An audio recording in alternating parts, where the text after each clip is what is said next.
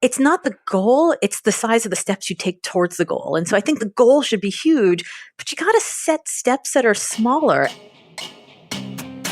Hello, and welcome to Sharp, the podcast where we help you get a little better at the stuff you have to do, so you can spend more time doing the stuff you want to do.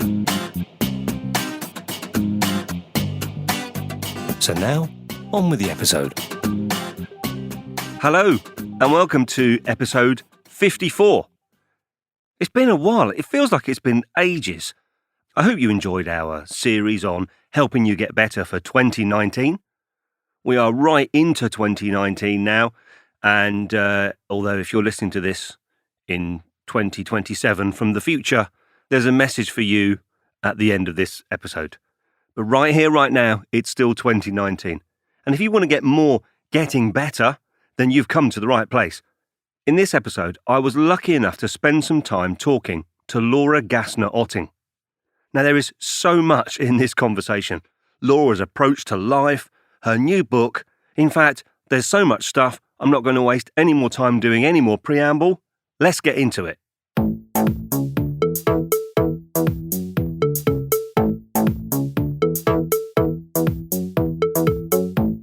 Laura is on the line from Boston. Hi, Laura. How are you? I'm great. How are you doing? I'm all right. Thanks very much. We've had a bit of a preamble conversation and we've both agreed it's cold and miserable. So we are going to be your sunshine generators for this podcast. That's for sure. Well, no pressure. No pressure. How is Boston then? So we've established it's cold. It's where are you in the city centre, or is it busy where you are, or quiet? Tell us about. Well, I'm just outside of the city, so I'm in a lovely little suburb called Newton. But Newton has about 95,000 people, so you can live on the part of the suburb where I live, which is very, very close to downtown. In fact, you can jog to the city limits of Boston, or you can live on the other end of town, in which it means it takes about 15 minutes to get from there to my house, and then 15 more minutes to get downtown. So I'm in a suburb, but I am about as close to the city as you possibly can be and still have a backyard. Oh, fantastic. It's nice to get out and about and get a bit of space. And you, by the looks of it, the research I've done from you, you're such an active person anyway. I can't imagine you ever being cooped up in a room for more than 5 minutes. When I was looking at the list of stuff you've done, so you're a speaker, you're an author, you're an instigator, you've worked in the White House, you're a mum, you're a rower, a CEO. So, have you really done all that stuff and do that stuff? Well, not at the same time. No, of course. I showed up one morning at the boathouse at 4:30 a.m. because that's, when people row. And a woman on my team turned to me and she said, "Weren't you just in California yesterday?" And I said, "Yes." And she said, "Well, what time zone are you on?" And I said, "Oh, I'm my own time zone." When I was first dating my husband, he called me my own weather system. So I feel like, wow. I am a gravitational force. And I feel like each of us are our own gravitational forces. And sometimes that gravitational force sort of implodes upon itself and we get kind of stuck. Yeah, and sometimes we use that energy to sort of move forward in the world and propel others with us through momentum. And I think if we can learn how to harness and use our powers for good, we can all be our own weather systems and our own time zones.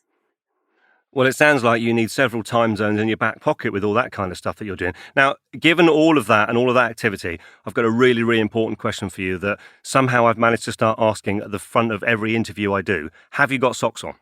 I do have socks on. I have the most cozy socks on that have like a little fleece lining inside, and I'm sitting here in my office in front of my fire, and I'm looking out over the snow, and I am very happy and cozy right now. What color are your socks? They are navy blue with a little bit of an Isle of Wight pattern through them. Nice. Yes. Well, the Isle of Wight actually is an island half an hour away from where I am right now. So there you go. I'm wearing them, especially I picked them out, especially for this interview today. This was an intentional sock choice. I have sockitude. How cool. It's sockitude. I don't know how I've ended up asking that question, but it seems to be a little bit more interesting to people than tell me about your room and so on and what's around you. Let's just find out about the socks. So we're recording this in January. The episode, I think, will probably come out end of February, start of March. And At this time of the year, I know that a lot of people are dealing with New Year's resolutions. Did you have any? Where do you stand on New Year's resolutions? So, it's interesting that you asked that because I just heard yesterday a report on the radio saying that this is the weekend that people who have New Year's resolutions quit.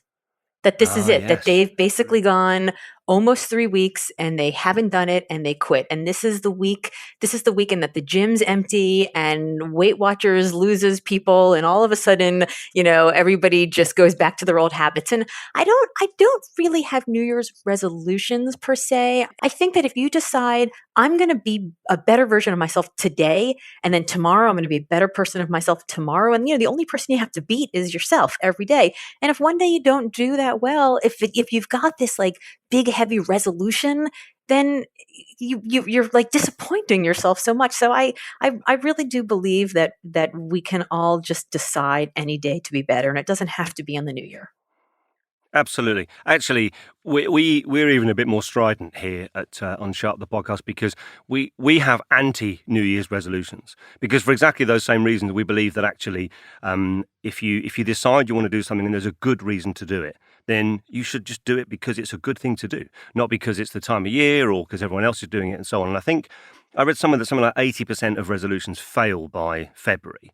And I think people are doing it for the wrong reasons. And the last 3 episodes that we've put out before this one goes out are actually reruns of episodes we did back in 2017 where we're saying never mind New Year's resolutions, look at your habits, look at your goals, look at your routines, because those are the things, that's the key to change. Doing stuff regularly in a different way, and whether that's starting with baby steps or starting with a big bang, it's about that ongoing lifestyle change as opposed to just doing something because it's the start of the new year. So I'm with you on that. Absolutely.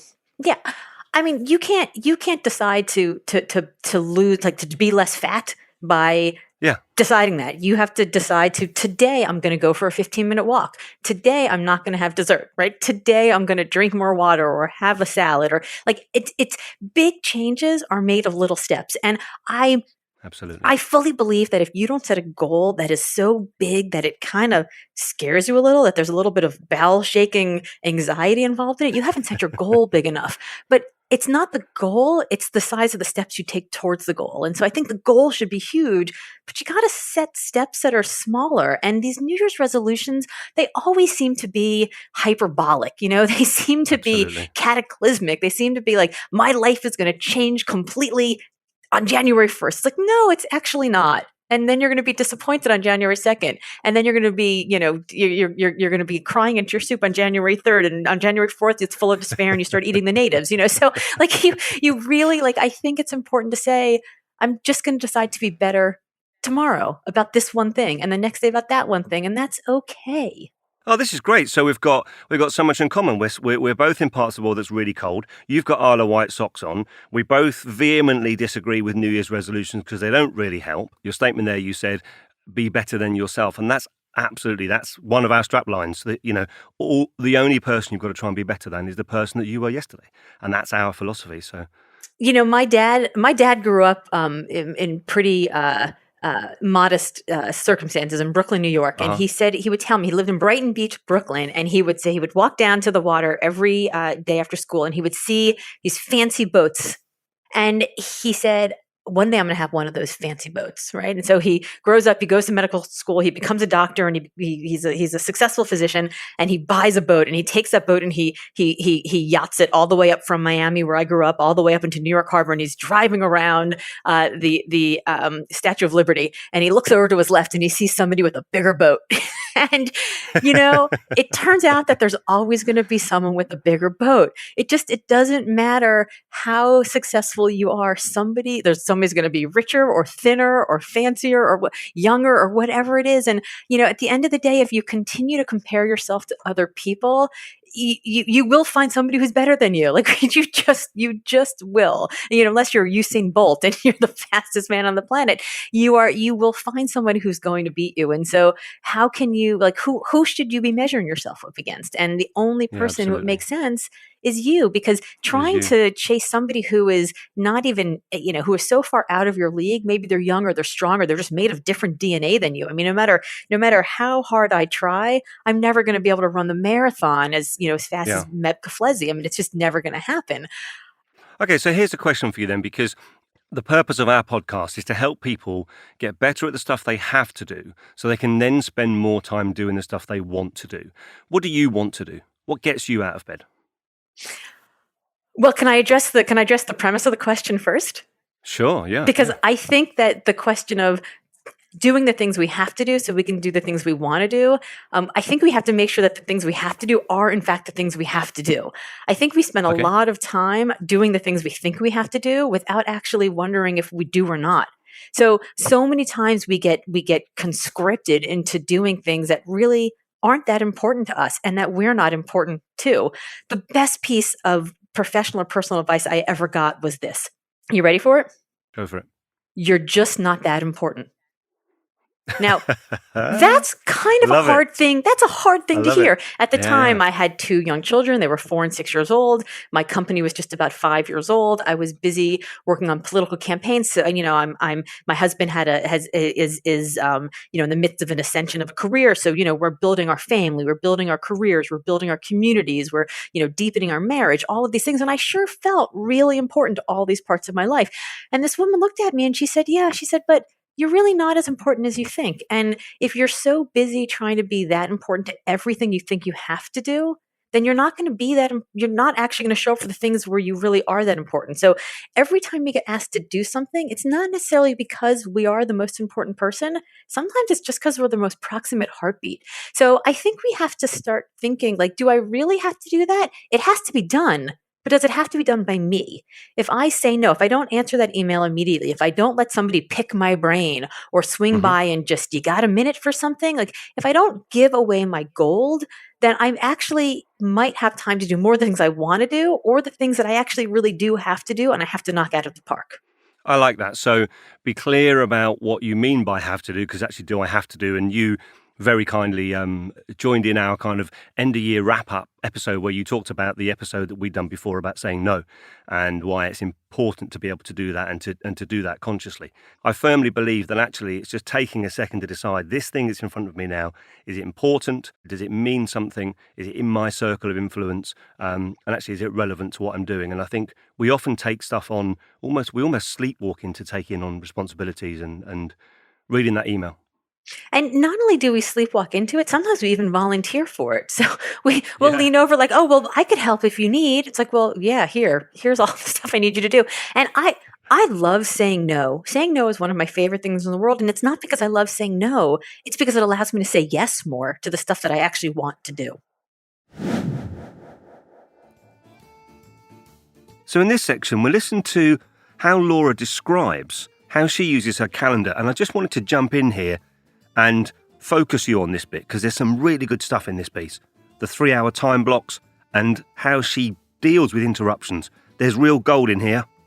And then we get into the detail of Laura's new book. So my January is kind of bizarre because I have this book coming out in April, and I have a bunch of speaking engagements leading up to it. I have a bunch of media to do. I was on the Today Show last week here, which is insane. They call you up on a Thursday. They're like, "Hey, what are you doing on Tuesday? Can you be here at 30 Rockefeller Plaza to be interviewed on the Today Show?" And you think to yourself, well, I've never actually done an interview for the book yet, and I've never actually done TV. So sure, why don't I do live national television for my very first foray? Why not?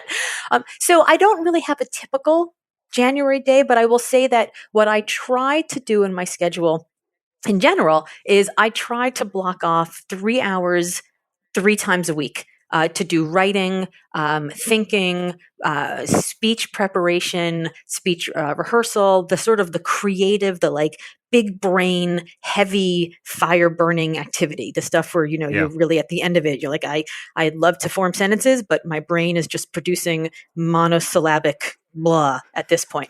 And my calendar generally looks like that every morning, 3 hours every morning. So I wake up 4:30, 4:45 every morning, go to the boathouse, go to the gym. I get a good hard, 1 to 2 hour workout in. Then I come home, I shower quickly over tea. I just go through the email and kind of triage whatever really has to get done.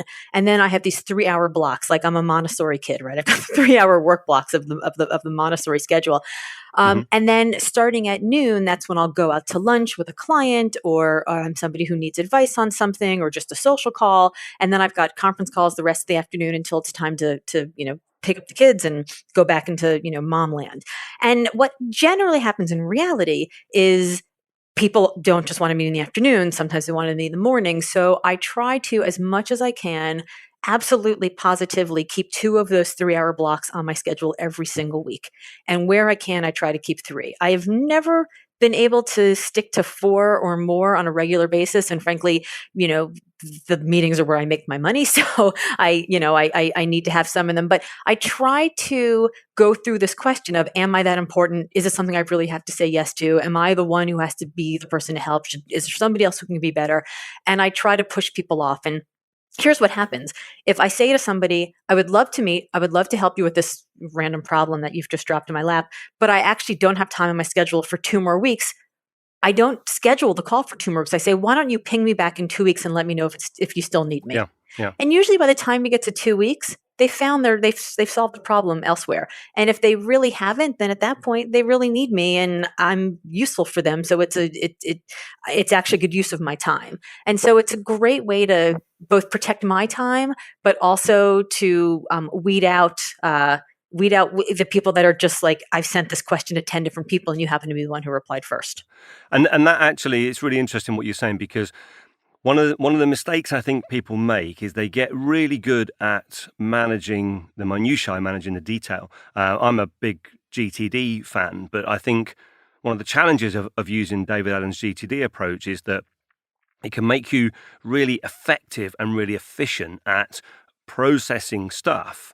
But what GTD doesn't do, even when you work your way up the horizons, it doesn't necessarily link that detailed stuff to the wider horizons, the reason that you're here, what you're aiming for, what the big stuff is, and what the vision is.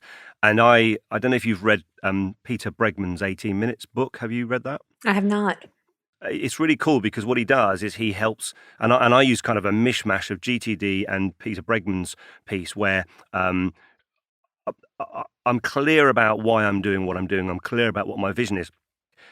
We spend a lot of time and there's a lot of help out there to get good at dealing with the minutiae, but not to help people step back and say, yeah, but what's the point? Where is this all going? Why am I working on this? So the book you've got coming is called Limitless, with a subtitle, How to Ignore Everybody, Carve Your Own Path and Live Your Best Life. I hope I've got that right. That's right. Why did this book have to be written? Just give us a bit of the backstory as to why you felt the need to write this book. Well, it's actually an interesting story because this book started off being part of a guidebook series that the publisher of the book asked me to write. And as I was going through writing this book about purpose, how to do work that matters, I called him up one day and I said, the guidebook format is chapter 1, problem solution. Chapter 2, problem solution. Chapter 3, problem solution, and on and on. And the idea of finding purpose and feeling like the work that you're doing actually matters doesn't really fit into the guidebook format. And I said, it's really not working. I think I'm probably not the right person for you. I'm throwing up the white flag. And he said, you're right. It doesn't work. We're not going to publish it as part of our guidebook series. And I said, oh, wait, but there better be a but coming because I wasn't even planning on writing it. And, I'm only like 3 weeks into this book at this point. And he's like, yeah, but here's the thing. It finally unfettered me. It finally unleashed me to be able to say, here are all the ways that it is so clear to me over the course of a 20-year career interviewing leaders in major moments of career shift who have been super successful, but were not necessarily happy. Here are the things that I've seen about the ones who actually were both, who were successful and happy in a way that was tenable so that they could continue to do the good and the hard work that they love that makes them and their communities and their worlds a better place.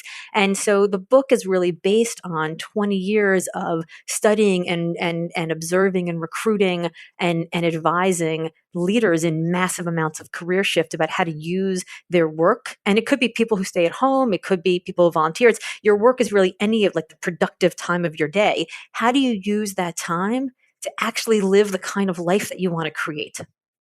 Which way does it go then? Does it help people work on deciding what that focus is, or does it help people find the solutions to the focus? Well, what I learned over the course of my career was that for people to feel like their work actually is right for them, it has to actually be right for them. And that means that they have to be in consonance. We spend a lot of time code switching between the person we are at work and the person we are at home. And when these two people are fighting with each other, we're not happy. When I had first started my last company, my son was 6 weeks old, and I was working at home part-time, and I was with my son part-time. And when I was with the moms, they looked at me like, well, you're just somebody who works. And when I was with my work friends, they were like, well, you're just a mom. And I really wasn't either person because I couldn't lean into either part of me. And then I was, reading books like Lean In. They were telling me you have to lean into like everything and all parts of you all the time, be all things to all people. And it turns out that that's actually not what makes people happy. And in fact, even Sheryl Sandberg's own research about it has shown that after all this leaning in, it's not really working and there aren't any more women in the C-suite. And I think it's because we have this one myopic, unflinching definition of success, which is the fastest possible way to the C-suite corner office.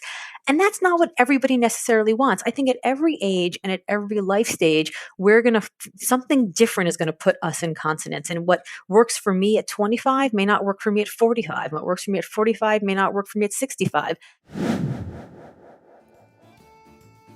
So you've heard the word consonance, and in this next bit, we explore the 4 C's that form the foundation of Laura's work in Limitless: calling, connection, contribution, and control.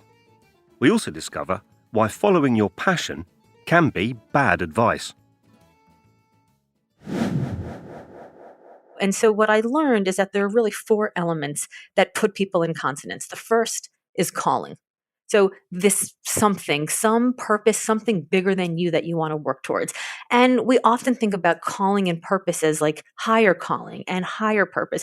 But the truth is, it could be curing cancer. It could be feeding the poor, but it could also be buying a beach house in a Maserati. Mm-hmm. It could be paying off debt. It could be a brand that you love or a leader who inspires you. It's just something that's bigger than you. Something that you want to get out of bed for. That's the first. Okay. The second is connection. How does the work that you're doing on a daily basis serve that calling? So why do you and the work that you're doing in this box, on this organizational chart, in this company matter? Yeah. The third is contribution. How is the work that you're doing contributing to the life you want to live, the lifestyle that you want to have, or the values that you want to manifest?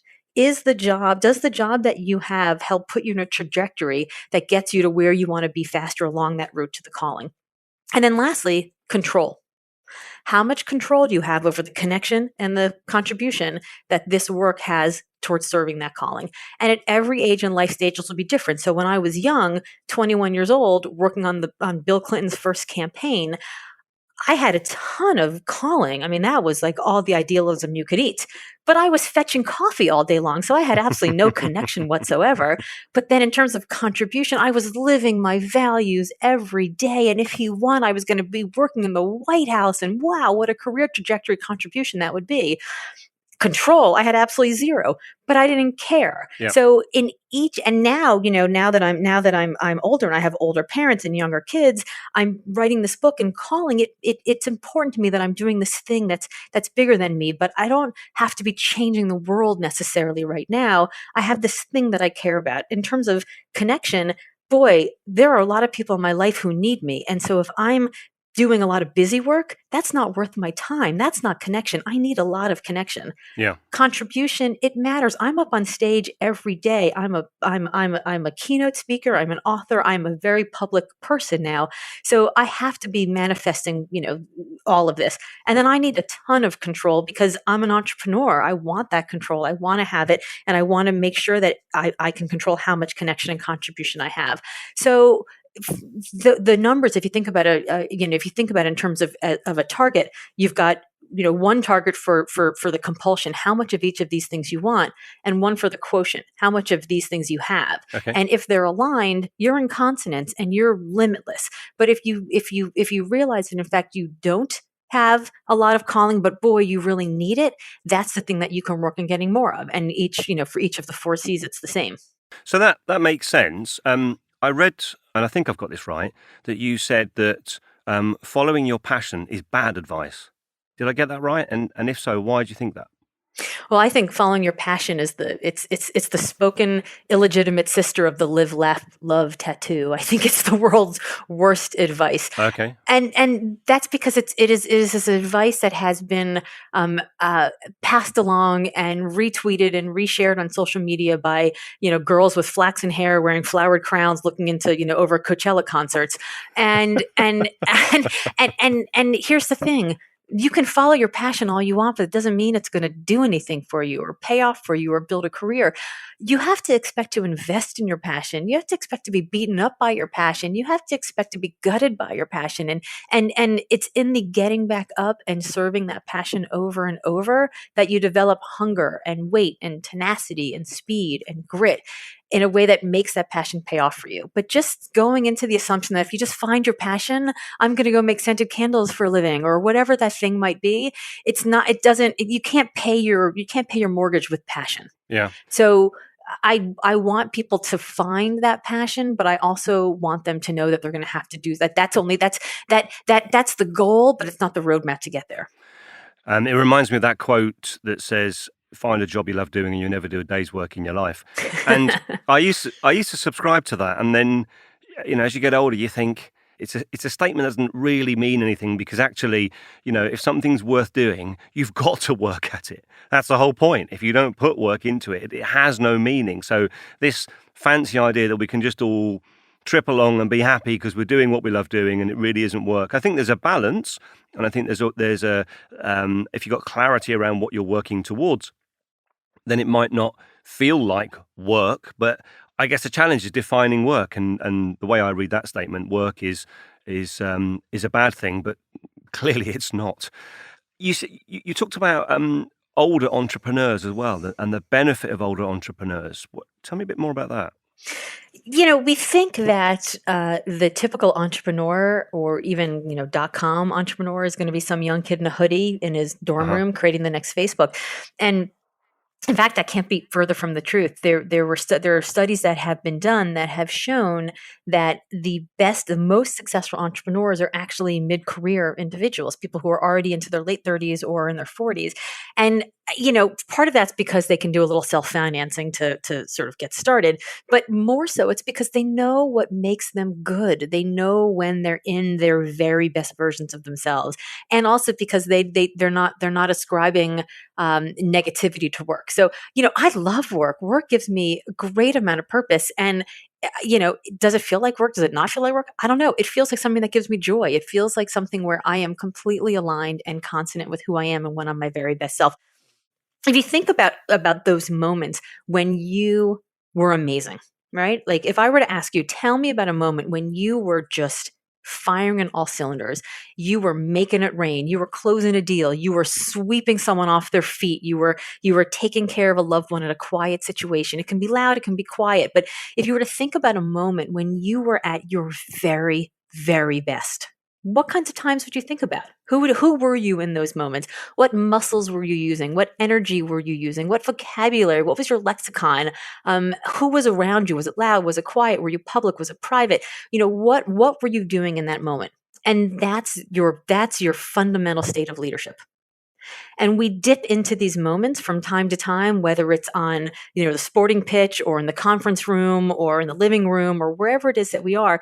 And when we think it's happenstance, it's accidental. But if we think about those moments and we write those things down on a piece of paper and put them on the lock screen of your phone or on your screensaver on your computer, or write them on your bathroom mirror in the mornings, you see it when you're shaving. If you think about those moments and you start leaning into those in an intentional way, then that actually becomes muscle memory. That actually becomes who you are. And if you can find work that allows you to be more of that person all the time, that's when you can become limitless, because you really are in consonance. Everything is in alignment. Everything is in flow. Now, this section gets a bit personal. Well, it did for me. We talk about how it can be hard to find the balance between getting consonance and making tough decisions. Does what you do match who you are? And we also discover that your brain is a liar. What I like about some of what's in the book, and I've been lucky enough to have a little bit of a sneak peek of some of it, is you tell lots of stories. So you talk about Alison Levine's attempts at Everest. Tom Webster, you say that he was unhappy and he realised his issues were not with his job, his issues were with his personal life. Can you just unpack that a bit and tell us why that's an important story to tell? You know, I've known Tom for a number of years. He's a dear friend. And when I was writing the book, I posted on Facebook, who do I know who feels like they're inconsonant? So everything, they're in consonance with their work, with their life, with everything is sort of in this great flow. And he wrote back immediately and he said, absolutely, 100%. And when I had the conversation with him, he talked about how he works at this firm where the values of the firm and who they are and the attention that they pay to quality and perfection and detail is exactly in line with who he is. And then he told me a story about how, even though that was the case, at a certain point, he didn't like the work and he couldn't figure it out. He couldn't figure why. It didn't make any sense. He traveled a ton and it never really bothered him. And then he would come home and he would start nitpicking around the job a little bit until he finally realized that it wasn't the job that bothered him. It was actually the home that bothered him. And, it's a lot easier to change jobs and change marriages. But when he made the decision, and he had, a young son at the time, which complicated matters. But when he made the decision to divorce his wife, which was incredibly difficult, and a decision to remarry another lovely dear friend of mine, everything sort of locked into place. He became better at his work. He became better, with his son. He became a better friend. Everything about his life on the outside of work locked into place because he realized that what was making him, what was putting him out of consonance was that he was doing work that reflected the values that he wanted to live in the world, but he wasn't living a life outside that reflected the values that he was actually feeling at work. Yeah. Having been through that situation myself, I can relate to that, and certainly on a personal level, when you make those tough decisions and you make big change in your life, whatever it is, whether it's relationship change, whether it's lifestyle change, when you make big changes like that, the thing I've learned is no matter how painful and difficult it is, when you get the other side of it, you have the capacity to become more like the person you wanted to be. And when you look back, you realize that actually it wasn't that person's fault. It wasn't external. I just wasn't being the person I wanted to be. And to be able to step away from that. And absolutely. And I talk a lot in the book about being in consonance means that what you do matches who you are. Yeah. And for Tom, the who he was didn't match what he did. So he had to make a decision to change one or the other. And when he was nicking around the edges of being unhappy about the career, he realized that the reason it wasn't getting fixed, the reason he continued to be unhappy, because that wasn't the part that was out of consonance. And sometimes you do have to make that difficult decision. And it's, we talk a lot about finding your tribe and having people around you who really support you. I talk in my book about finding your family. And when I first had a friend of mine do an early read of it, she's like, there's a typo here. It says family. And I said, no, keep reading. The family are that combination of your friends and your family that make up the people who really support you in your tribe. The ones who are there to help reflect back to you the goals that you've told them about and how you're working towards them. So, for example, we talked earlier about how we have these big goals and then we get stuck in the minutia of like processing all the email. Yeah. If your goals, if your big, giant, hairy goals don't match your to-do list, then you're not going to get those goals done. And if your goals don't match your to-do list, and then your to-do list doesn't look anything like, the email box that you're so busy getting down to zero. I mean, I love inbox zero, but if I'm so focused on getting to inbox zero, I'm probably not rewriting that talk that I have to share a stage with Malala in April to give, right? I mean, that's going to get in my way. And so, it's really important to make sure that those goals are there and that you have people who are reflecting and holding you accountable for that. And so I think when Tom, and it sounds like you, made this decision to sort of break all the plates at once, as Tom likes to call it, you were able to do in a way where you now have this sort of supporting cast of people that are in your life and you're in their lives, and together you can all rise each other up. Yeah, absolutely.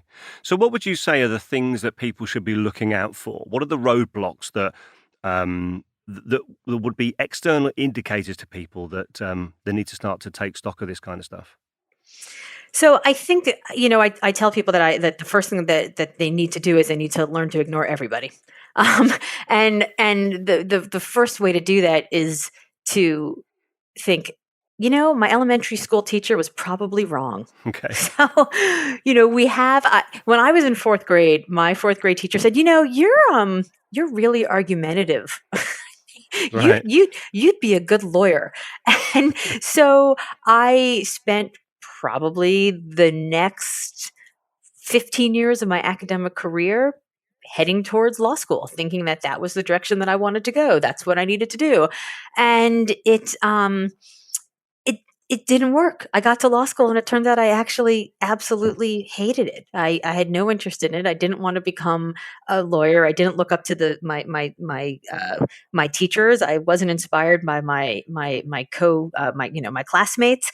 And it made no sense. And it wasn't until I thought, maybe she was wrong. Maybe there's other things I should be doing, that I was able to then start thinking about what in fact I did want to do. So I think the first thing is these labels that we've been given, these assignments that we've been given about who we should be and what we should be and how we should be at young ages, which we have taken as identification, as definition, or they were really nothing more than just throwaway comments. And I think it's time that we start treating them as such. Okay. So I think the first thing is to throw off everybody else's labels about what you should do and what you have to do and what you need to do, because your idea of success and their idea of success may be completely different. And the only person who gets a vote is you. So that's the first thing. I think the second thing I say in my book is screw the Joneses, right? We spend a ton of time looking at other people and comparing ourselves and saying, keeping up with the Joneses and saying, well, I've got to marry the right person and buy the right car and live in the right house and send my kids to the right school and, work at the right firm and all these things that I have to do because that's what I'm supposed to do. Yeah. But who came up with that? Who decided that? Like somebody at some point decided that blue was going to be the color of the season, and then we all scurry around trying to wear blue. And maybe we don't like blue. Maybe we like green. And that's okay. So, so the first thing is to ignore what everybody has said, is what should be right. And then the second is, if you've decided that they're not right about what's right for you, then we have to stop the comparison game of comparing ourselves to their definition of success. And so it comes down to deciding, the issue with Lean In wasn't Sheryl Sandberg's one way approach to success. It wasn't how she achieved it. It was how she defined it. And it's not like success doesn't have to be the same for everyone. It's not the same cookie cutter model for everybody. And so what success means for you might not be what success means for me, but both of us can feel successful in our own versions of that. And I think we often make the mistake of transposing onto other people this idea that we think they're thinking something about us. But actually, the only thing we've got to go on that is that little chattery voice in our head that's telling us that other people are thinking X, Y, Z, when in fact, it's all of our own creation. It's interesting. I have a 14-year-old and a 16-year-old, which means that I am square in the middle of middle school and high school, which, is hard and awkward. And you do feel like you have a spotlight on you all the time. And I was trying to explain to my 14-year-old the other day that the way he feels about the fact that everybody is looking at him all the time has how everybody else feels. And if everybody else is so focused on themselves and how everyone else is looking at them, how do they have time to look at you? And the logic of that did not quite permeate through the prepubescent lack of frontal lobe, but we're working on it. It is true that if we think that we are defined by our failures, and because everybody else is looking at them and staring at them. And the truth is that most people are only seeing our successes. We see our own blooper reels and we look at everybody else's finished product on social media and we think they're all perfect and we're imperfect. But the truth is that we shouldn't be judging our lives by this. I mean, this is the wrong way to think about it. And I don't, have you ever seen, there's a great podcast or a great TEDx talk by a friend of mine whose name is Jia Zhang. Okay. And it's what he learned from 100 days of rejection. It is fantastic. He literally intentionally put himself in positions where for 100 days straight he would be rejected. So for example, when you go into McDonald's and you get a Big Mac and a cup of soda, you can get refills on the soda, right? You can keep going up, get a refills. But he would go up to the counter and say, I would like my refill on my Big Mac, please. Or he would walk up to random strangers and ask them to borrow $100, or, things that he was clearly going to get rejected from. And he did it for 100 days in a row. And it's just a fascinating talk about what it feels like to get rejected. And you get to this point and you're like, oh, it actually doesn't hurt that much because nobody really cares. Like nobody's Absolutely. really paying that much Yeah. attention to anybody else. And we spend a lot of time thinking about what everybody else thinks about us. But, and I say, like, don't give votes to people who shouldn't even have voices. But, that includes the voices in our own heads, too. And they're the loudest. That's the challenge. They're the loudest. And frankly, they're the most wrong. As absolutely. you mentioned in the beginning, I do a lot of athletic things and I'm a rower. And the thing about rowing is that it is long for suffering, right? There is a lot of suffering in rowing, and you get deep into the pain cave, and there's this moment where you think, I'm going to die. Like, this is really terrible. But if I stop, I'm literally going to be ejected out of the boat when this oar comes back and breaks my ribs and I fly into the water and I then drown because I can't swim because I have broken ribs puncturing my lungs, right? So you have to keep going. But your brain is saying, you're going to die, you're going to die, you're going to die. And it turns out you don't die. And maybe sometimes you win a medal, and your brain is a liar. But if you listen to your brain hits this wall of, oh my God, oh my God, oh my God, because that's how evolution works. Like, evolution is there to keep us safe from harm. So every time your body gets into this uncomfortable place, and every time your emotions get into this uncomfortable place, and every time your anxiety and your adrenaline get into this uncomfortable place, your brain wants to put the brakes on it. And yes, that stops us from jumping off the cliff sometimes, but it also stops us from getting 10% better because we don't push our boundaries a little bit. Yeah, I love that. I think that's going to be the subtitle of the podcast. Your brain is a liar. Your brain is a liar. I've recently become enamored by the idea of living on the edge of your incompetence. This is like this is my new thing that I'm all wrapped up around.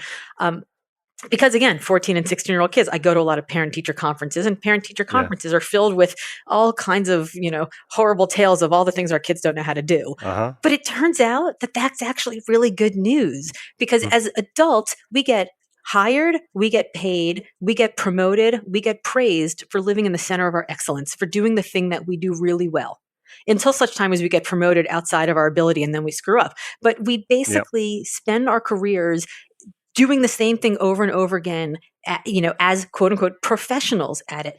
And our children spend every day learning something new. Okay, you figured out pre-algebra, it's time for algebra. You figured out algebra, it's time for geometry. You got geometry, it's time for trigonometry. They are constantly living on the edge of their incompetence.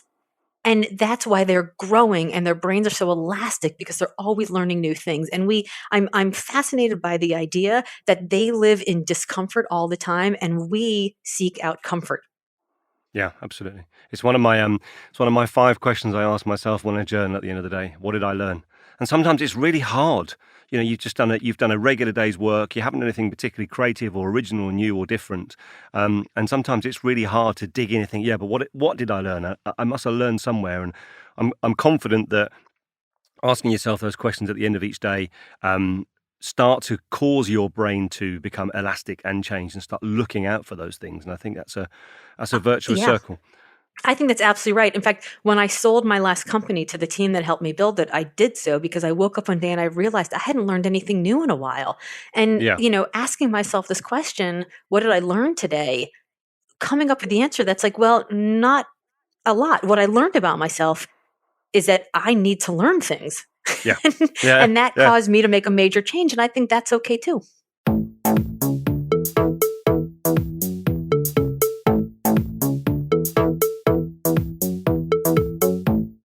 So I'm mindful of your time, Laura. I've got a few quick fire questions to throw at you if you're up for a bit of rough Yes. and tumble. What are you not good at? Math. Okay, and question And number dancing. 5. Math and dancing. Math and dancing. and doing math while dancing, even I worse. was just going to say, visions of you on the dance floor whilst trying to do algebra. In fact, I will tell you, I gave a talk at Harvard once, and my kids were much younger, and I was telling my then 7-year-old that I was going to do Q&A at the end, and he couldn't understand what Q&A was. And I said, well, they just asked me questions about anything. And he was like, what if they ask you about math? It was just so well known in my house that I'm so bad at math. So math and dancing. Okay, so on a scale of 1 to 10, how weird are you? I would say I'm probably a 7. Okay. Why are you a 7? Well, I am just a massive nerd when people get to know me. They look at me and they think I'm all put together, but then they find out that I went to computer sleepaway camp and that I love kung fu movies, and then I'm just a massive dork about politics and policy and all sorts of, I'm like a democracy nerd. I stand in a padded room and talk to myself, so I think I'll probably Okay, up there well, with that's definitely at least an 8. What one thing, if I had a magic wand and you could get 10% better at something tomorrow, what one thing would it be? Can I say math again? No. but that would include percentages, so that's not going to work. A little bit better. Can I get taller? I don't want to. Okay. If that works for you. No, I think if I could get 10% better at anything, it would be I think it would be owning the big dreams. I feel very much like I become confident in things once I start displaying competence in them. But I love a big adventure. I am turned on by the audacity of the big idea, but sometimes it's hard to just decide and jump in with both feet. I sort of decide and I peek around the edges and I kind of contain risk, and I want to make sure I can do it before I can do it. But I think I would get better at being bolder earlier. Okay, fab. What's the worst thing about talking at TED?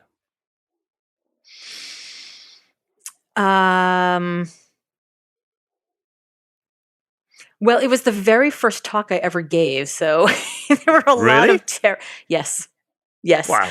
I had never done it before. Tamsin, who was married to Tom, who I was talking about earlier, invited me to apply. I said, no way, ever. And my kid looked at me and said, well, don't you always tell me that you should do scary things? And don't you always tell me that if it doesn't challenge you, it doesn't change you? And don't you always tell me that life starts on the other side of the fear? And I was like, yeah. And he goes, so what gives? Wow. Okay. 6 weeks later, there I am on the stage, no notes, no net, and go. And so it was fairly terrifying. I think the worst thing about it is that it is short, and it is harder to give a short talk than a long talk. Yes, absolutely. Yeah. Because you tend to embellish, don't you? You say things and then you think, that didn't land. I'll say some more about this stuff.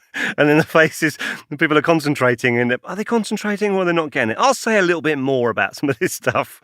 Absolutely. But I will tell you, the best thing about it is when you're in this room and 2,600 people and massive lights, and you can't even see people. But all of a sudden you say something that's supposed to be funny, and some guy on stage left will laugh, and you're like, oh, yes, I want more of that. It's like immediately addictive. It's like somebody just shot meth into your arms. You're just like, yes. Ooh. That was pretty fun. If that was one of your earliest talks, you have a commendable use of the pause, because that's the thing that people tend to struggle with, just stopping and letting the point land. It's fab. It is so difficult. It is especially when you're in a silent room and you're just like, I just have to trust that this exists, that this is a dialogue, and their part's just silent, but they're still saying it to themselves. That was really good advice that I got. Okay, one more quick question. It says in your bio you're an instigator. What does that mean? That means I'm a very dangerous friend. I have talked people into starting their own companies. I have talked people into losing 100 pounds and running a marathon. I talked people into joining me to race tuk-tuks across Sri Lanka. Like, it is, I come up with some harebrained ideas, not always 100% thought out. Okay. But generally I know we're going to survive. So I tend to be a dangerous friend. I instigate. I like that. I like that, and I like the fact that you're really far away.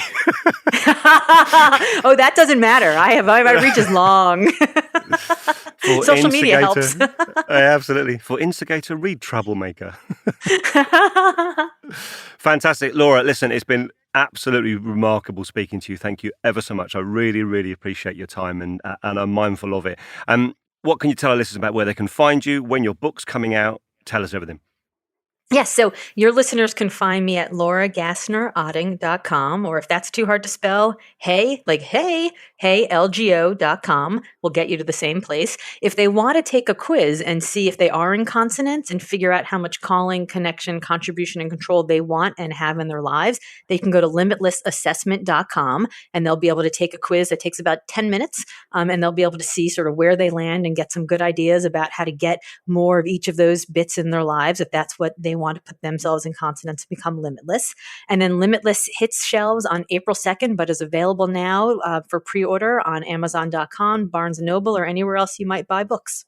Fantastic. Well, I'm definitely looking forward to it. I should be getting my pre-order in. I hope our listeners too do the same as well. It's been wonderful talking to you. Thank you ever so much for spending the time. Thank you. It was great fun. And I hope that I'm sure people have gotten an awful lot out of the conversation, both practical stuff, big stuff, small stuff, and navy blue socks. I don't think you can beat it. I think we've covered everything. Fantastic. Fantastic. Thank you ever so much. Enjoy the rest of your day. Fantastic. Thank you. You too. Take care. Bye-bye now. Wow. How much did we cram into those 50 minutes? What a great conversation. I was so grateful that Laura took the time to join us, and I reckon this episode is one that would benefit from maybe 2 or 3 listens. There's so much in there, and if after all of that you want more, then you can watch Laura's TEDx talk. You can connect with her on social media. She is at HeyLGO, HEYLGO, HeyLGO. And of course you can buy her book, Limitless. And the links to all of that stuff obviously will be in our show notes. Blimey, I think I need to sit down after all that. I hope you enjoyed this episode. Try taking the 10-minute quiz and then go and grab a copy of Limitless. It's out in April, so you can pre-order it if you're listening to this before April 2019. And of course, if you're listening in the future, remember I did say there would be a mention for you. If you could just park your time machine and go and buy it now, because it's available now. So go and grab a copy. As I said, I think there was so much in this podcast, I'm going to go and listen to it again. All the links, resource and articles I've used in this episode will be in the show notes right there on your device. Hopefully you'll find them helpful and useful, and hopefully you'll find this whole podcast helpful and useful. I hope you do, and I do spend a lot of time and effort making sure it's relevant, helpful and entertaining enough for you to listen to. If you agree and you'd like to show your support, there are several ways you can do it. You could go to iTunes and give us a 5-star rating or a great review, which would be fab. Alternatively, you can share the podcast on Twitter, Facebook or Instagram. We are at Sharp Podcast, one word, 2 Ps, or you could even show someone how to subscribe on their phone or their device. And finally, on the website, sharppodcast.com, you can leave feedback, subscribe, or go and listen to the archive episodes. I'm off. I hope you're able to find one thing before our next episode that you can do, which will help you get better. And remember, don't waste time comparing yourself to anyone else. The only person you should try to be any better than is the person that you were yesterday. Bye-bye.